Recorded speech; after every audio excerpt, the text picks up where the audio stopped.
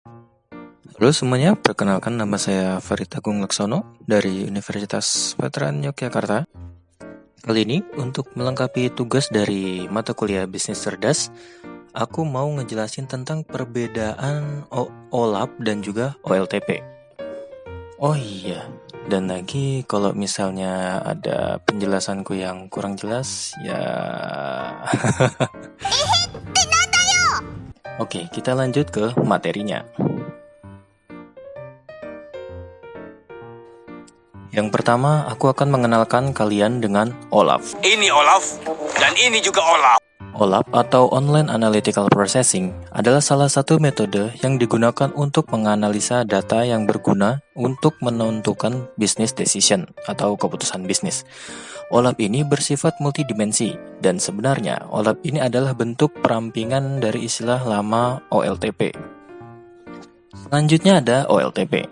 OLTP atau Online Transaction Processing adalah sistem yang berguna untuk memproses data transaksi secara langsung melalui komputer yang sedang terhubung ke jaringan, internet atau sedang online. Lanjut ke fungsi OLAP. Fungsi OLAP adalah untuk mengambil sebuah keputusan bisnis.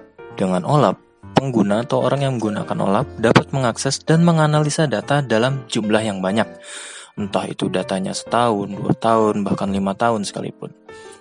OLAP juga dapat digunakan untuk menganalisis hubungan data dengan data lainnya, yang dimaksudkan untuk melihat ada atau tidaknya pola dalam data yang sedang dianalisa, sehingga dapat digunakan untuk pengambilan keputusan.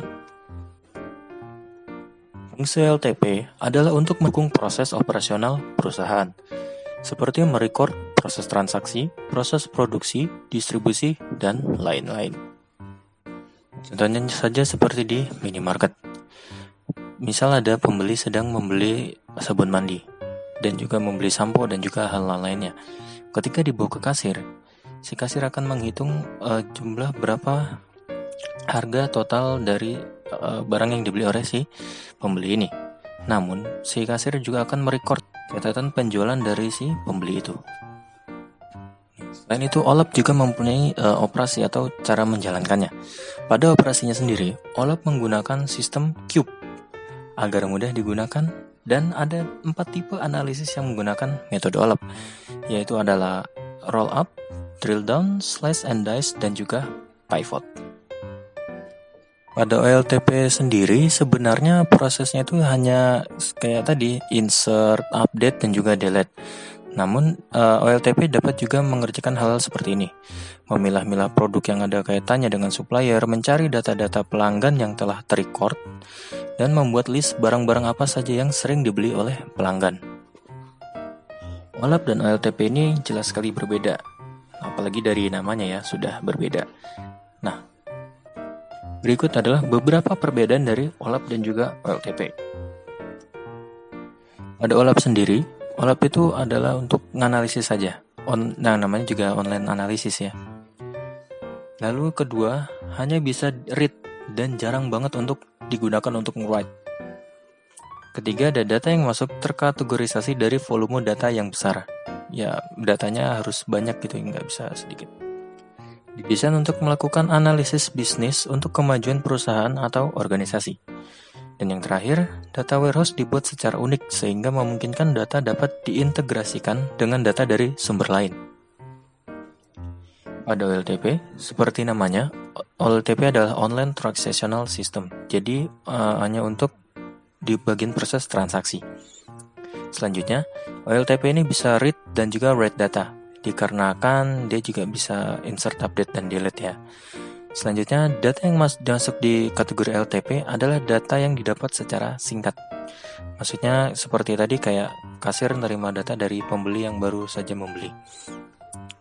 Selanjutnya, didesain untuk operasi bisnis yang secara real time, secara langsung.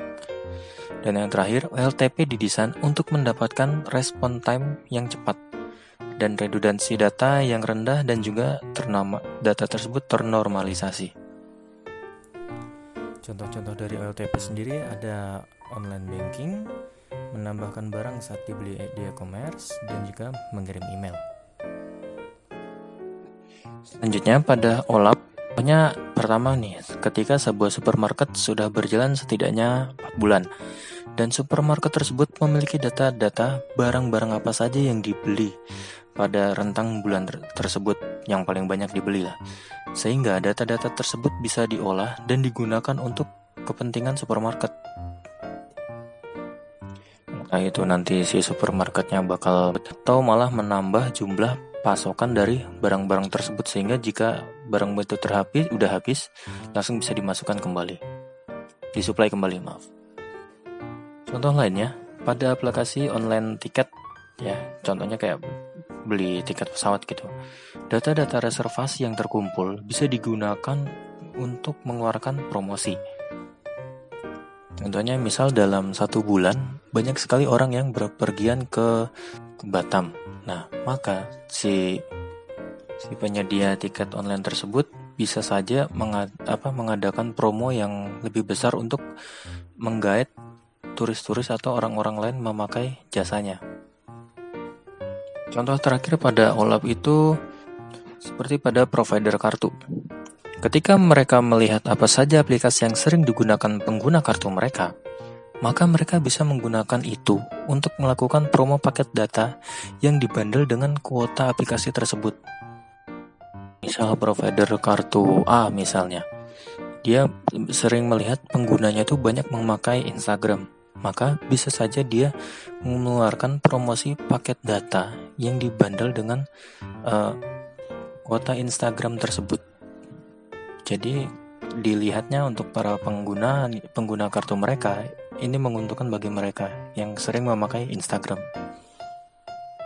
Karena kuotanya tidak tercampur dengan kuota internet yang biasa, tapi dia ada kuota khusus untuk Instagram itu sendiri.